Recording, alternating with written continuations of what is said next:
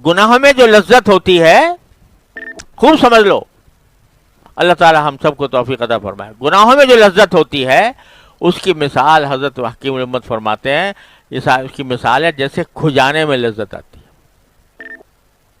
خارش ہو جائے تو کھجانے میں لذت آتی ہے کہ نہیں ہیں؟ یہاں تک کہ لوگوں نے کہہ دیا کہ مزہ یا تو کھاج میں یا راج میں، دو چیزوں میں مزہ ہے، ایک کھاج میں ایک راج میں۔ تو اگر جب آدمی کو خارش ہوتی ہے کھجانے میں کتنا مزہ آتا ہے، لیکن آخر کار کیا ہوتا ہے؟ زخم ہو جائے گا نہیں۔ لیکن جس وقت لذت آ رہی ہوتی ہے اس وقت ہاتھ رکتا بھی نہیں کہ بھئی روک لیں ہاتھ کو، مزہ اتنا آ رہا ہے۔ تو حضرت فرماتے ہیں گناہ کی لذت جو ہے وہ خارش کی لذت کے جیسی ہے، خارش کی لذت جیسی ہے، جس کا انجام خراب ہے۔ لذت تو ہے لیکن خراب ہے، اس کا انجام خراب ہے۔ ایسی گناہ کی خواہش جو ہے، گناہ کی طلب، یہ بھی ایک زبردست لذت محسوس ہوتی ہے گناہ کے اندر، لیکن انجام اس کا خراب آخرت میں تو ہے ہی، یہ تو طے شدہ بات ہے۔ گناہ کا انجام آخرت میں خراب ہے، یہ تو بالکل طے شدہ ہے، اس میں کوئی شک و شبے کی گنجائش نہیں ہے، اور کوئی استثنا نہیں ہے الا یہ کہ اللہ تعالیٰ کسی پر رحم فرما دے۔ لیکن دنیا کے اندر بھی یہ گناہ کی لذت بالآخر ایک ظلمت پیدا کرتی ہے۔ مجلس میں بیٹھے ہیں، غیبت ہو رہی ہے کسی کی، اب غیبت یعنی برائی ہو رہی ہے کہ فلاں میں یہ خرابی ہے، فلاں میں یہ خرابی ہے، فلاں میں یہ خرابی ہے، اس کا مذاق اڑایا جا رہا ہے، اس کی توہین کی جا رہی ہے۔ اب شیطان نے اور نفس نے اس گپ شپ میں بھی لذت رکھ دی۔ جب گپ شپ ہو رہی ہو تو اس میں کسی کا ذکر کر کے اس کے آبرو ریزی کرنا، اس کو برا بھلا کہنا، اس کی برائیاں بیان کرنا، اس کے اندر بھی ایک لذت ہے۔ تو وہ جب آدمی اس لذت کا تقاضا ہوتا ہے اس کا مبتلا ہو جاتا ہے غیبت میں، کرنے میں یا کم از کم سننے میں۔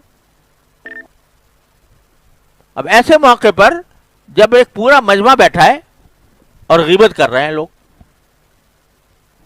اور ایک آدمی بیچارہ چاہتا ہے کہ میں غیبت کی بات نہ سنوں، مگر محفل ایسی ہے، وہ اس کا علاج تو یہ ہے کہ وہاں سے اٹھ کے چلا جائے، لیکن محفل ایسی ہے کہ اس سے اٹھنا مشکل ہو رہا ہے، یا تو خود اپنی خواہش نفس کی وجہ سے، یا اس وجہ سے کہ لوگ کیا کہیں گے،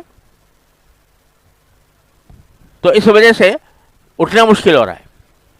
تو مغلوب ہو گیا بندہ، مغلوب ہو گیا تو کہہ دے، اللہ ہی میاں سے کہہ دے، رب انی مغلوب فانتصر۔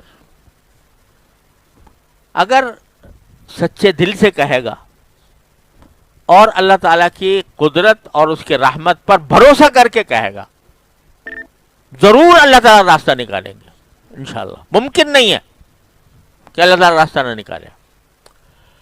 تو جب بھی خواہشات نفس کا غلبہ ہو، اس خواہشات نفس کے غلبے میں اپنے آپ کو انسان مجبور محسوس کر رہا ہو،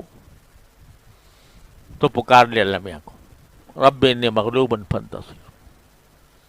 اللہ تبارک و تعالیٰ سے چھوٹی سی دعا ہے، مانگ لے، دل سے مانگ لے، سچے دل سے مانگ لے، یقین کے ساتھ مانگ لے کہ اللہ تعالیٰ ضرور قبول فرمائیں گے۔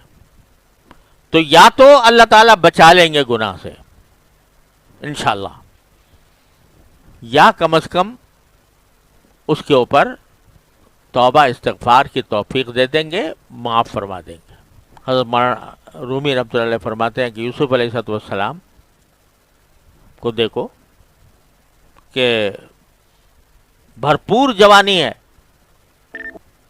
اور ایسی دعوت مل رہی ہے،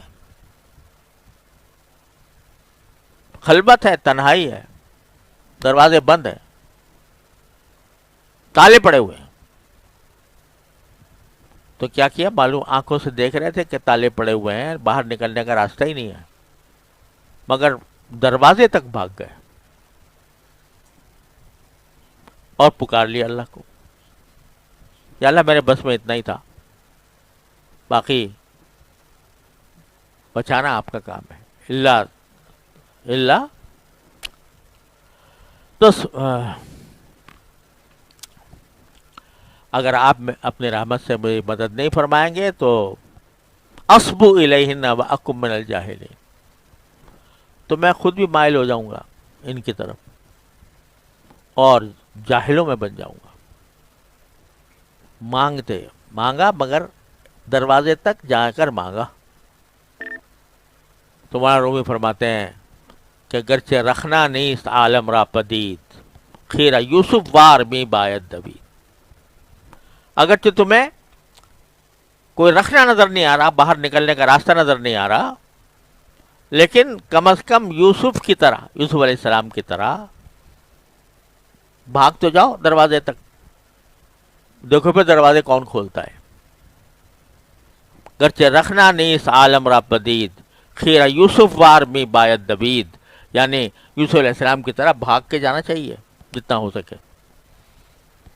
تو جب بھی ایسی صورتحال پیدا ہو جس میں آدمی اپنے آپ کو مجبور پا رہا ہو کہ بھئی کہیں مجھ سے گناہ سرزد نہ ہو جائے، تو یہ چھوٹی سی دعا ہے، یاد کر لو، رب انی مغلوب فانتصر، اے میرے پروردگار میں مغلوب ہوں، مجھے مدد فرما میری. تو یہ ہے تو چھوٹی سی 2-3 لفظ کی، لیکن میں نے کہا کائنات پوشیدہ ہے اس میں کائنات پوشیدہ ہے. مغلوبیت چاہے جسمانی ہو، چاہے روحانی ہو، چاہے دنیاوی ہو، چاہے اخروی ہو، جیسے بھی مغلوبیت ہو، کوئی دوسرا غالب آ رہا ہے تو یہ مانگ لو اور مانگتے رہو. یہ نہیں کہ ایک مرتبہ مانگ کے فارغ ہو گئے، مانگتے رہو، منگتے بن جاؤ. پھر دیکھو اللہ تبارک و تعالیٰ کس طرح دروازے کھولتے ہیں، کھولیں گے اور ضرور کھولیں گے انشاءاللہ. اور انشاءاللہ جب پیشی ہوگی تو کم از کم تم یہ کہہ سکو گے یا اللہ میں نے آپ سے مانگا تھا، میں نے آپ سے مانگا تھا، کوشش بھی کی تھی اور مانگا بھی تھا. تو پھر کیا وہ کچھ دشمنی ہے تمہارے ساتھ اللہ میاں کو کہ پھر بھی تمہیں جہنم میں ڈال دیں گے؟ کوئی دشمنی ہے؟ وہ انشاءاللہ رحم فرمائیں گے.